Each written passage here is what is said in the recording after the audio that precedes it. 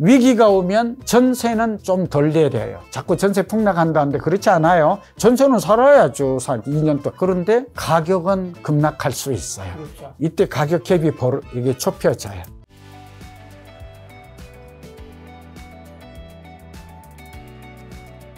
자, 근데 이런 그럼 대충이죠. 서울 진입이 어려워진 수요자들이 하남 등 경기도 인접 지형으로 눈을 돌리면 옆세권 아파트 가격들도 신고가에 경신하고 있다는데, 이제 강남 상구, 뭐 마용성 시작된 그 풍선 효과가 지금 어디까지 지금 번지고 있는 현재 상황은 어떤 상황인가요? 예, 현재는 많이 그 풍선 효과가 확산되지 않고, 저는 그냥 저의 기준이니까 강남, 용산, 성수동이었는데 요즘 성동구로 바뀌어요. 왜냐면 한강 벨트를 끼고 있는 금호 옥수가 뜨는 바람에 이제 우리가 지역이라는 거는 유망 지역은 고정된 건 아니잖아요. 예, 그래서 저는 저의 기준대로 제가 이제 강의를 이렇게 쭉 합니다. 강용성, 마여목. 제가 지은 말인데 딱 여목, 여의도하고 목동. 예, 제가 얼마 전에 여의도에 재건축 설명회 때문에 갔더니 이렇게 또 열기가 아니 도대체 그날 온다는 사람보다도 더 많이 와가지고 이걸 보면서 여의도가 얼마나 뜨겁냐. 근데 온 질문 중에 하나가 지금 작가님 질문이에요. 그게 이제 여의도를 못 사면 나 어디로 가야 되냐.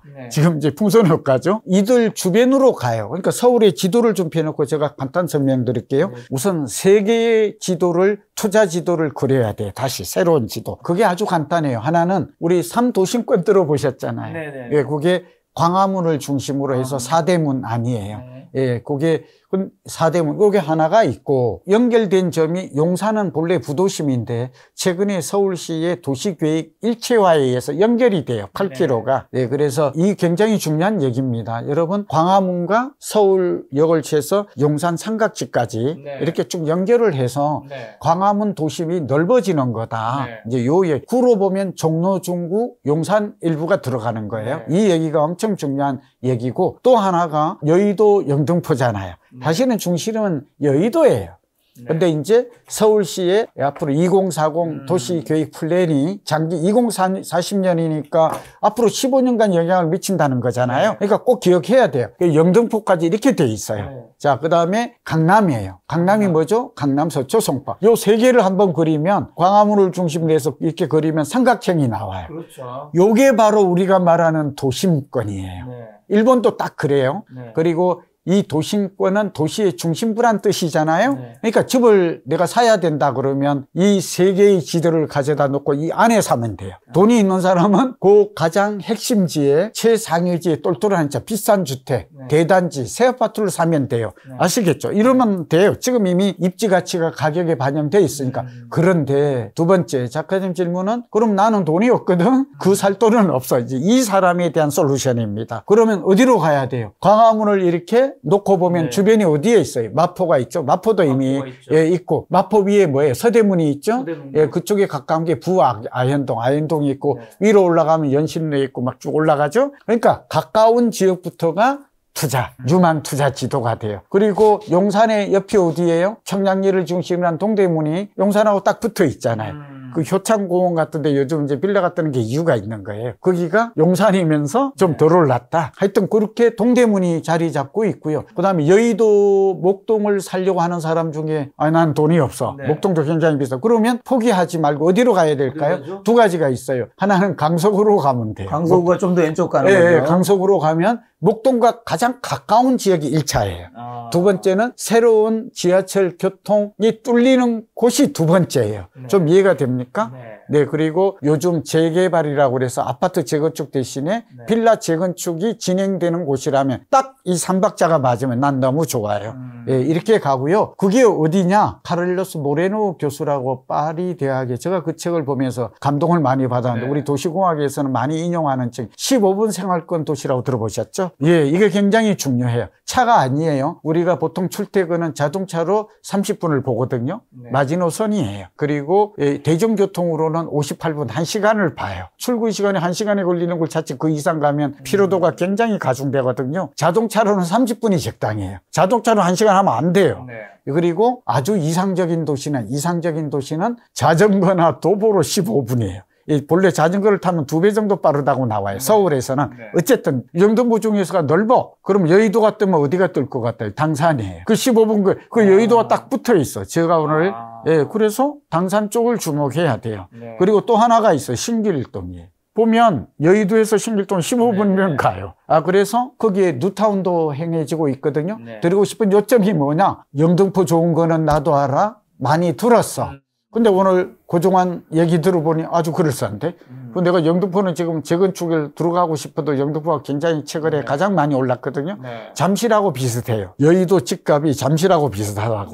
네. 상당히 올라간 거예요. 최고의 수준은 아니지만 여의도와 가장 그걸 연결해 주는 게 물리적 거리가 일반적으로 중요하다. 물리적 거리, 가까울수록 좋다고 그랬잖아요. 지도 펴놓고. 인근 지역이 어디냐? 그걸 작은 동그라미를 쳐야 돼. 이 여의도 동그라미 쳤어요. 그 다음에 동그라미를 뭘 쳐야 돼요? 가까운 15분 중에서 좋은 곳, 한강인, 뭐 여의도가 이렇게 또 인근 지역을 쳐. 그리고 여기에 보면 신안산선이 지난다든지 네.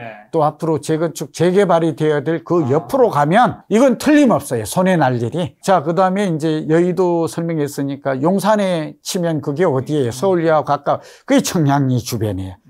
청량리는 지금도 각종 노선이 6개가 지나가는데 4개가 더 들어가요. GTX, A, V, C 들어가고. 우리가 지하철이 하나가 들어가면 보통 15에서 23% 올린다는 게 연구 보고서가 있어요. 네. 전후해서 4개나 들어가면 곱하기 2를 하면 80% 오릅니다. 땅값 오릅니다. 네. 물론 기간이 좀 길어질 수 있다는 거지만 그래서 이걸 잘 염두에 저의 말은 오늘 근거를 가지고 저는 연구 보고서와 논문에 근거 없는 얘기 미국 교과서에 없는 얘기는 절대 안 합니다. 저 책임질게요. 그래서 이들 지역이 좋고 그다음에 이제 우리 송파로 올게요. 잠실이 요즘 뜨죠. 네. 그러면 어디가 떠요? 광진구가 떠요. 광진구 바로 위에 그 앞에 자양 1, 2, 3, 4동 해서 거기가 지금 난리나. 근데 자양 1, 2동만 보지 마세요. 풍자나 충곡동이나 이쪽도 보세요. 네. 제가 오늘 자세히 설명드릴 수는 없는데 YTN 고종환 TV 또 홍보 겸해서 이거 많이 합니다. 네. 이제 하고 있으니까 광진구가 뜨는 이유가 송파 때문이에요. 예, 그리고 옆에 바로 뭐가 있어요? 성수가 있어요. 네. 그러니까 이거 뜰 수밖에 없죠. 그러니까 한강백만 보지 마시고 이제는 도시계획이 변화되는 안쪽을 봐라.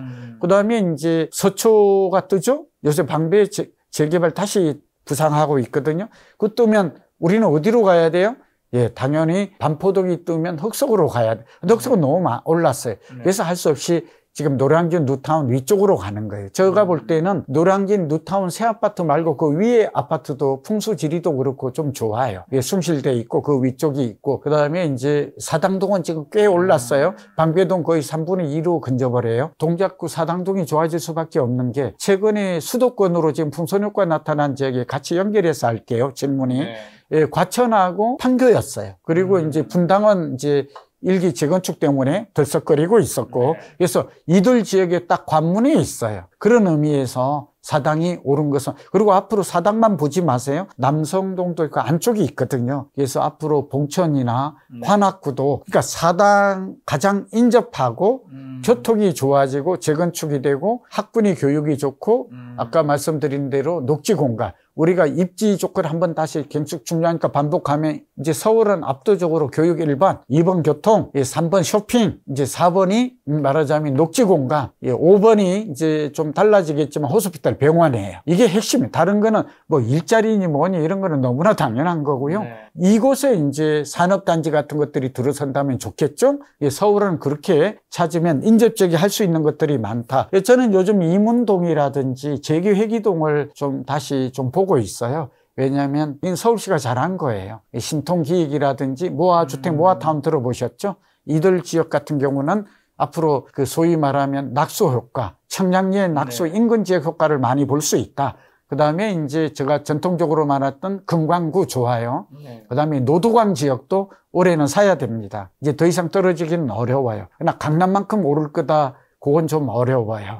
예, 그러나 앞으로 집을 살 때 3, 4년 정도는 오른다면 지금 자기의 맞춤형으로 저는 빌라라도 샀으면 좋겠다. 이제 오피스텔은 그 대신 강남과 소위 말하는 오피스텔의 특징이 두 가지가 있잖아요. 업무 밀집 지역의 오피스텔은 반드시, 그러니까 주거용이라도 들어가야 되고 새로운 교통망이 뚫리는 곳, 제가 계속 얘기했어요. 이런 지역에 뭐 GTX 수소도 있고 양재도 있죠. 사실은 비싸지 않거든요.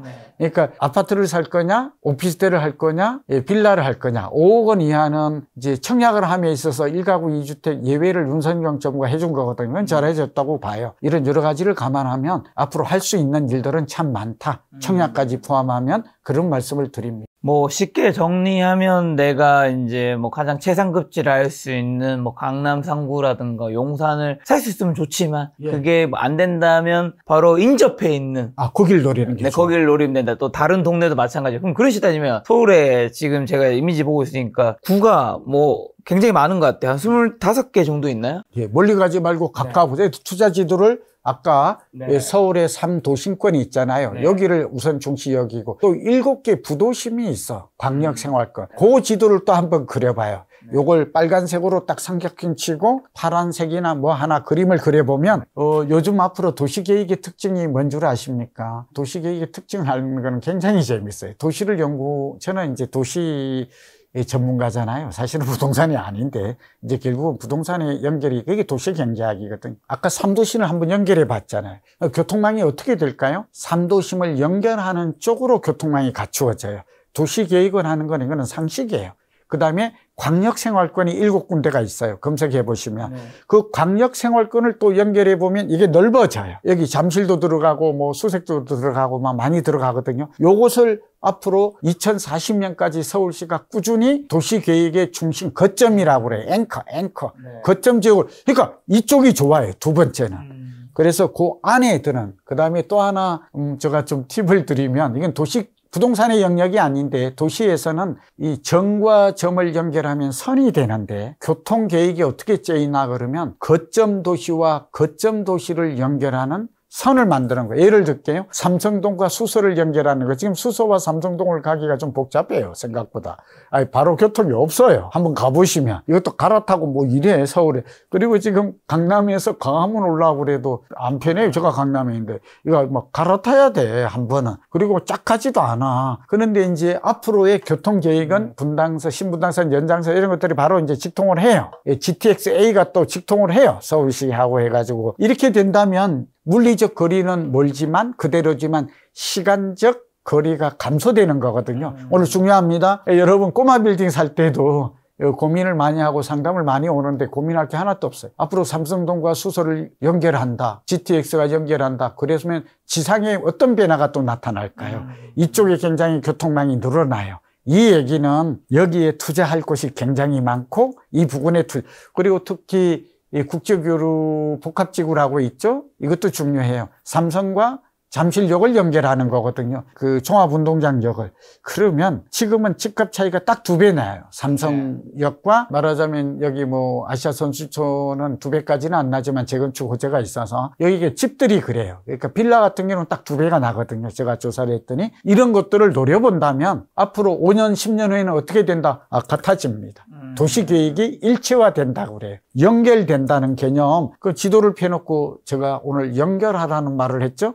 세 번째 지도는 교통망을 그려보는 겁니다. 새로운 신설 교통망, 기존의 교통망의 가치는 주택에 반영되어 있어요. 20, 30%. 그러면 결국은 신설 역세권을 거점. 그러니까 예를 들면 청량리와 서울시와 이런 것들을 한번 연결해 보는 거예요. 왕십리와도 연결해 본다. 그러면 전혀 다른 그림이 나와요. 내가 어디 가야 할지, 땅값이 올라 집값이 오르거든요.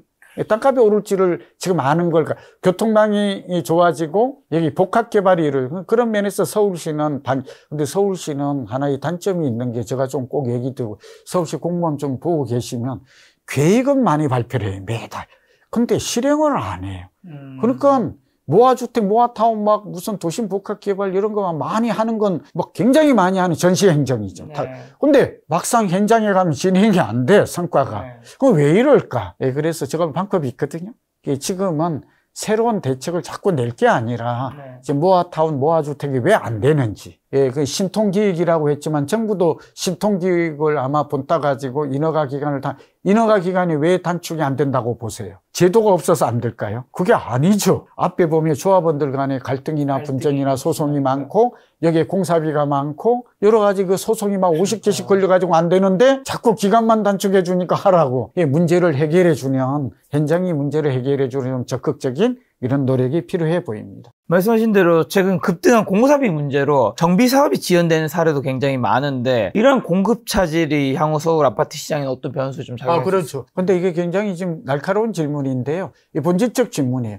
지금 이제 서울에는 청약도 그렇고 경쟁률이 어마어마해요. 새 주택에 대한 수요가 많아요. 뭐 대출 규제를 했다고 그러지만 소득의 양극화로 상위 20%는 돈이 많아요. 그러니까 주택 시장을 움직이는 거는 좀 아쉽게도 하위 20%가 아니에요. 저도 서민주거복지에 관심이 많아서 작가님께도 도움을 좀 청하려고 하는데 제가 전세 사기 예방 대책을 최근에 공인중개사 협회가 제가 이제 자문위원 고문을 하고 있고 허그라는 데가 있죠. 주택 그러니까 굉장히 재정 손실이 몇 조씩 나요. 대입 변제만 해도 막 6조가 나고 굉장하거든요. 주택도시 기금이 고갈되는 이유가 돼요. 이게 중개사들도 억울해해요. 제가 만난 중개사들은 다 좀 착한 사람들이 꽤 많아요. 사기 치려고 중개사 된 사람 없거든요. 근데 이제 자꾸 그런 일이 벌어질 때마다 일부 일탈하는 중개사들이 자꾸 그게 가담이 되니까 이미지가 나빠진 거죠. 그래서 제가 제안을 해가지고 좀 성사가 됐어요. 추진이 되는 게 제가 몸담고 있는 한자원이 제가 제안을 했고 허그와 공인중개사 협회와 그다음에 MBN이 해서 이제 안심중개사 제도를 좀 하는 걸로 MOU를 체결한 상황이라고 볼 수가 있거든요. 그런데 이제 중개사 얘기를 이 얘기를 하는 게 관련이 돼 있어서 그래요. 자, 첫 번째는 공사비를 절감해야 돼요. 자, 우리나라 공사비가 지난 4년간 얼마나 올랐을까요? 예, 정확하게 오른 게 얼마인지 아세요? 딱 정확하게 4년간 2배 올랐어요. 근데 이 상승률은 제가 조사를 해봤거든요. 미국이나 일본이나 대만, 왜 일본과 대만이냐면 국민소득이 3만 5천 내지 6천 불로 우리나라가 그 1인당 국민소득이 대만하고 일본하고 같은 거 아시죠? 예, 이게 세계 32위예요. 이것도 좀 알아둘 필요가 있어요. 자꾸 지금 우리나라가 망한다 안 망한다 이런 얘기 중에 하나가 이 소득이 자리 잡고 있고 외환보유고가 있는데 어쨌든 공사비가 우리나라가 근데 왜 많이 올랐을까요? 다른 나라도 러우 전쟁 때문에 물가 오른 건 다 아시죠? 이 작가님은 더 잘 아시잖아요. 그런데 우리만 더 올랐다 이게 문제예요. 왜 그랬을까요? 두 가지입니다. 러우 전쟁으로 물가가 올랐어요. 글로벌 공급망이죠. 제한이. 그런데 중국하고 우리나라가 사이가, 그러니까 윤석열 정부가 참 잘못한 거예요. 그거 비난하려는 거 아니에요. 이미 감옥 가는데 제가 비난해서 뭐 하겠어요. 무슨 얘기냐면 그때 제가 굉장히 많이 제안했는데 중국은 철강과 시멘트와 목재가 동남아시아는 30% 쌌어요. 그러니까 자료 비축제도 꼭 해주세요. 이재명 대통령은 하려고 하거든요. 이동안. 그러니까 제 얘기는 지금 매년 이번에 정부가 공급대책 중에 특징이 뭐예요? 수도권에 27만 가구를 공급해서 135만 가구를 5년간 공급하겠다는 게 우리가 지금 기대하는 거고 야심찬 계획이잖아. 그렇죠. 이대로 되면 공급이 충족이 돼요. 왜냐하면 서울에 매년 부족한 게 한 45만 가구 정도 되거든요. 서울은 410만 가구가 있고 주택수는 387만 채예요. 주택 보급률이 92.5예요. 서울만 말하면. 전국도 얘기 쭉 할 수 있는데 시간 때문에 서울을 그래서 부족한 주택수가 약 45만 호 정도 돼요. 서울은 우리 0.5% 법칙이라고 그래서 아파트가 매년 4만 5천 가구가 꾸준히 공급되지 않으면 이어지겠지만 서울에는 전세난이 불가피해요. 그래서 이 공사난을 해결하기 위해서는 해외의 싼 자재를 대량 구매, 규모의 경제죠. 정부가 앞장서서 풀어줘야 돼요. 근데 이걸 그러지 않았어요. 예, 중국하고 한한령이라고 해서 중국도 잘못했지만 우리도 그렇지 않은 거예요. 자료 비축 제도가 있었다면 필요할 때 굉장히 공급이 좀 싸게 한 30% 싸게 공급은 얼마. 그다음에 그 인력 쿼터제 우리 건설의 기능공들이 지금 대부분 현장에 가보면 저처럼 노인들이 일하고 있어요. 65세 이후에. 그 노인들은 이걸 해본 숙련공이 아니에요. 나이도 많고 그러니까 사고가 나니까 자꾸 죽어요. 그리고 젊은이들은 지금 이런 쪽에 가지 않는 거 아시죠? 그래서 동남아에서 많이 오거든요. 서로 올라와요. 근데 인력 커터제 때문에 못 와요. 인력 커터제는 지금 현재 고용노동부라든지 그래서 어떻게 되어 있느냐 조선업에는 인력 커터제가 풀어져 있어요. 그래서 조선 쪽에 잘 되는 이유 중에 하나는 해외 용접공이라든지 이런 사람을 훈련을 시켜가지고 무한대로 공급을 해요. 이건 굉장히 근데 한시적으로라도 건축에도 이렇게 해줬으면 좋겠어요. 그렇게 하면 인건비, 그다음에 금리는 어차피 내려가잖아요. 그렇게 되면 이 세 가지가 내리면 공사비가 내려요. 그래서 정부가 자재 비축제도, 농산물 비축제도처럼 하고 중국하고 관계를 좀 원활히 해서 싼 자재가 철강 같은 것도 우리나라보다도 지금 중국이 싸다고 하니까 좀 들어오게 하고 그다음에 무엇보다도 분쟁이 발생했을 때 정부가 강제 조정기구 같은 걸 만들어서 스톱이 되는 조합원 간의 시공비 분쟁인데 지금 시공비가 얼마인지 아십니까? 최근에 이 체결한 시공비가 850이고 강남은 1,000만 원 좀 넘어요. 1100 정도 가거든요. 재건축은. 예전에 750만 원에 했던 것들이 지금 소송이 들어와 있어요. 네. 그 100만 원 때문에. 그 100만 원이 30평대로 하게 되면 3,400만 원인가? 네. 많지 않죠? 네, 그런데 이런 것들 때문에 사실은 공사가 1년 반씩, 그러니까 3,400만 원 정도 가지고 지금 현재 이 싸움이 붙는 거예요. 조합은 당초 약속대로 지켜라. 건설사는 이윤을 목적으로 하고 또 그것도 불가피하죠. 그러니까 공사가 스톱되는데 한 번 스톱되면 둔천주공에서 봤다시피 1년 반 갑니다. 그러면 그 다음에 어떻게 일어나요? 금융비용 쌓이죠. 그러면 추가 분담금이 늘어나요. 그래가지고 이제 그게 또 싸움이 되어가지고 네. 이렇게 악순환이 되고 있거든요. 예, 그리고 PF 문제예요. 지금 PF가 굉장히 많은데, 저도 금융위에 회의 가서 이런 얘기를 하는데, 이게 좀 잘 안 되고 있어요. 그러니까 이번에 정부가 100조를 풀어서 그러니까 공사 현장이 돌게 하겠다고 그러는데 빨리 옥석 구분해야 돼요. 그러니까 지방 같은 데는 자기 돈도 없으면서 과도한 욕심으로 개발했던 사람들이 있잖아요. 이런 것들은 구조조정이라고 그래가지고 정리를 해야 될 것 같아요. 은행들이 왜 돈을 안 빌려줄까요? 그 얘기는 앞으로 어떻게 될지 모르는데 지금 부실 기업이 정리가 되어야 살아남은 기업은 이거는 믿을만하다. 그래야 돈이 돌려. 우리 지금 돈이 가계부채도 2200조, GDP 대비해서 100%에 왔지만 사실은 갈 곳 없는 부동자금도 2000조가 넘어요. 네. 이 돈이 지금 주식시장으로도 가지만 주택시장으로 가잖아요. 그래서 지금 대통령께서도 구윤철 부총리 말이 맞죠. 너무 주택시장으로만 2000조가 너무 쏠린다. 지금 주식시장이 이제 좀 올라가고 있지만 생산자금으로 옮기게 머니무브. 근데 이렇게 되려면 저희 얘기는 은행이나 증권사의 돈들이 부동산에 PF로 오지 않으면 공사가 제대로 진행이 안 됩니다. 뭐 이런 것도 공사비, 인건비, 금리는 어차피 금리 동조화 현상에서 미국이 내리면 우리는 뭐 내릴 수밖에 없죠. 그리고 여기에 PF가 돌게 해주지 않으면 도저히 우리나라 공급이 계획대로 이루어지기 어렵다. 그리고 그 피해는 무주택자. 그러니까 결국 전월세 가격이 공급이 없으면 1차로 오르고 전월세가 오르면 집값이 오르잖아요. 그런 측면에서 제가 이번 97 대책만으로는 이런 것들이 선행되고 문제가 근본적인 해법이 현장에서 해결되지 않으면 결국 전월세 올라요. 지금 많이 오르고 있잖아요. 전세 가격 상승률이 더 높잖아요. 9월 들어서도. 집값은 상승률이 97 대책, 627 때문에 집값 상승률은 크지 않다고 안심하면 안 돼요. 언젠간 우리가 문재인 정부 때 잘 경험했거든요. 문재인 정부가 규제를 계속 쌌을 때 사실은 전세 가격이 그렇게 뛰지 않았어요.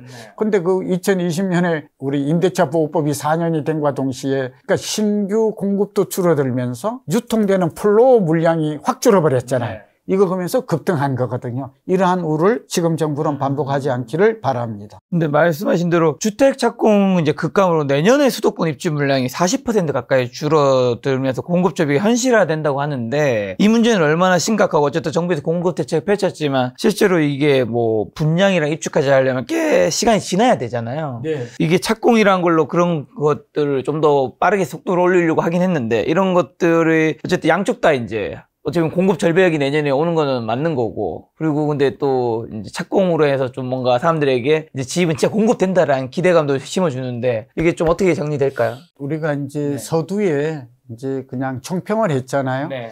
자, 우선 집값의 종류는 3가지가 있습니다. 그리고 집값에 영향을 미치는 영향 5가지. 이걸 이해하면 집값이 어떻게 변할 것이다 예측하는 것은 그렇게 어려운 영역이 아닙니다. 주세요. 네, 그게 지금 하나는 우리나라만에 있는 전세 제도는 전세 가격이 가장 먼저 결정이 돼요. 시장에서 보면. 매매 가격이 아닙니다. 네. 가장 먼저 변화하는 거는 이거는 여러 가지 논문에서 이미 입증이 됐습니다. 우리나라에 있는 전세는 집값을 예고하는 아주 중요한 선행 핵심 대표 지표입니다. 공급이 부족했다. 우리 전세는 오직 수요 공급에 의해서 수급의 원리에 의해서 전세가 결정된다. 이렇게 보는 게 맞아요. 그러니까 다른 요인도 없지 않아 있기는 해요. 그 심리. 집값이 오를 기대 심리가 높을 때는 전세냐 우리가 자가주택이냐에서는 자가주택을 선택할 수가 있겠죠.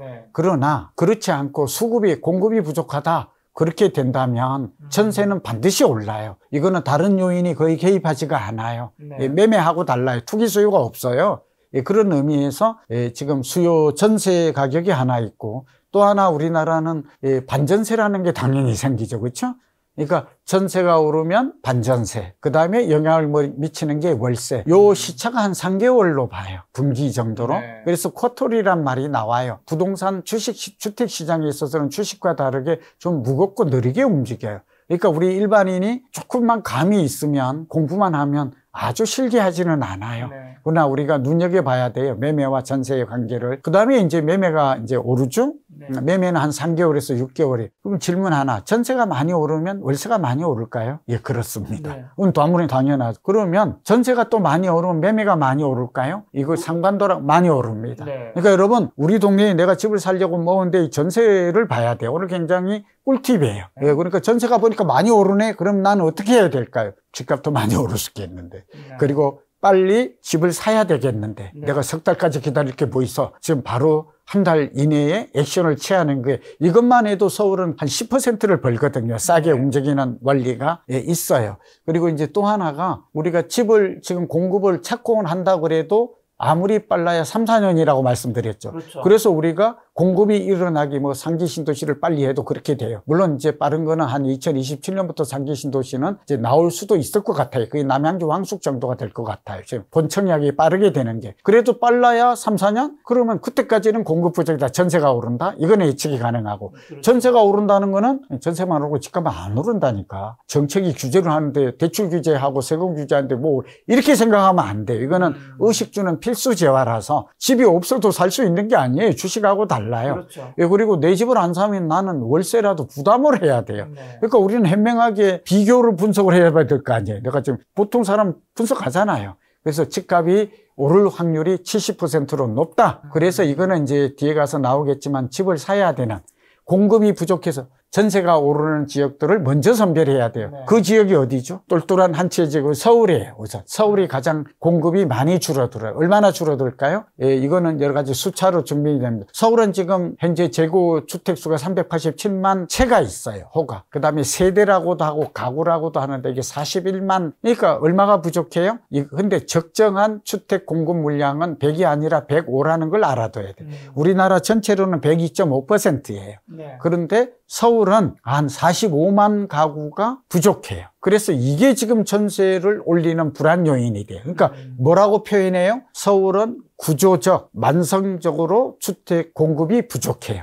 근데 정부도 알고 있어요. 그리고 매년 신규 수요, 1인 가구가 증가하고 가구 분할이 일어나서 그리고 또 주택 멸실까지 일어나요. 이 모든 걸 감안하면 4만 5천 가구는 아파트 기준으로 계속해서 공급이 일어나야 돼요. 네. 이거 우리 시청자분들, 구독자분들 꼭 알아놓으세요. 남산에 가봤더니 집이 많고 또 저희 가면 집도 많이 지는데 왜 나만 집이 없을까? 그리고 두 번째 지표가 중요해요. 주택 보급률 자가 보유율이에요. 꼭 기억해요. 나만 집이 없는 게 아니에요. 서울에 집 있는 사람은 48%예요. 나머지 52%가 무주택이에요. 예, 그리고 또 하나가 자가 점유율은 더 낮아요. 뭐 어쨌든 좀 길어지니까. 그리고 우리가 수도권은 51%만 집을 가지고 있어요. 그러니까 수도권은 집 가진 자가 반이라. 같지 좀 낮죠? 전국적으로는 이게 뭐 56에서 60인데 통계마다 좀 달라요. 그러니까 제일 문제가 서울이 공급이 부족하다. 그리고 두 번째로 부족한 도시가 어디일까요? 경기도예요. 한 30만 호가 부족해요. 경기도는 주택 보급률이 97 정도 돼요. 인천 같은 경우는 이제 99 정도 이렇게 된다는데, 그러니까 경기도도 주택수가 부족해서 전세가 올라요. 또 하나는 경기도는 서울에서 밀리면 경기도로 이주 수요가 발생하는 면이 있어요. 정리, 서울은 만성적으로 부족하기 때문에 지금 집값이 이 전세값이 오르는 이유가 설명이 된다. 근데 내년에 어떻게 될 거냐? 이제 공급 향후 물량인데 내년에 더 줄어들어요. 4만 5천인데 올해까지는 그런 대로 4만 가구가 되는 것 같아요. 이것도 지금 정부 통계가 아니에요. 믿을 만한 통계가 아니라 부동산 114라든지 민간 통계를 얘기하는 게 저도 좀 마음이 좀 편치가 않아요. 그리고 내년에는 이게 2만 8천으로 줄어든대요. 부동산 114 통계예요. 그리고 그 다음에 어떻게 줄어드느냐? 2027년이 최악의 입주 가뭄이에요. 입주 절벽이 와요. 만 가구 이하라는 그렇게 기사도 있어요. 아마 그렇게 되는 것 같아요. 그래서 지금 집값은 최악이 2027년 또는 2028년까지 이어질 것 같아요. 이때가 언제예요? 그러면 결국 이재명 정부의 말기가 돼요. 그러면 또다시 집값 문제로 지금 이재명 정부가 굉장히 큰 어려움을 겪을 가능성도 높다. 그걸 잘 알고 있기 때문에 서두르고 있는데 서울과 경기는 집값이 오를 가능성이 많고 지방 같은 데는 이제 최근에 입주 물량이 지방도 줄어들거든요. 예, 그런 의미에서 이제 내년 정도는 그러니까 서울이 가장 위험하다. 예, 전세가 불안하다. 그럼 전세가 불안한데 집값은 어떻게 돼요? 그건 너무나 공식이다.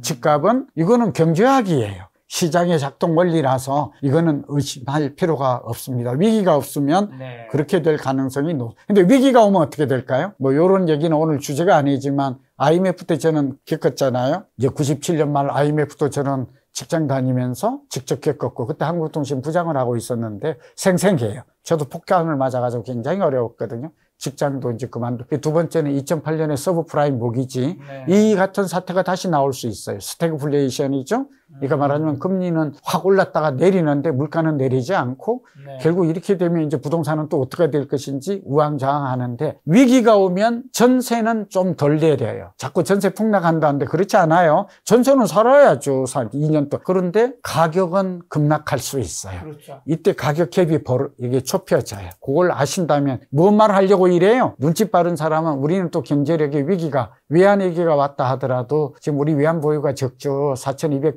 불밖에 안 되고 미국에서는 그중에서 3,500억 불을 현금으로 내놓으라고 하니까 저도 걱정이 많거든요. 여기는 또 거시경제학자들이 할 일이지만 저도 거시경제를 보고 하여튼 굉장히 위험해요. 그리고 좀 외환 보유가 충분치 않아요. 또 현금도 없고 이건 한국은행이 금을 많이 가지고 있지 이런 건 참 잘못한 거예요. 3년 동안 금값이 2배 올랐는데 2배 오를 동안 우리는 금을 안 샀어요. 이 잘한 게 아니죠. 미국이나 일본이나 중국이 산다면 우리가 포트폴리오 법칙이 있잖아요. 선진국이 사면 우리도 사야 되는데 참 그거는 저도 예전에 한국은행에 자문위원을 오래 했는데 참 아쉬운데 그러나 결과가 지금 이렇거든요. 그래서 위기가 오면 전세 많이 안 내립니다. 그리고 제가 아파트 가격은 고급 아파트 가격 할 것 없이 가격은 많이 급락할 수 있다. 그럼 갭이 줄어들면 그때가 내 집 마련 기회가 오히려 될 수도 있다는 말을 함께 드립니다.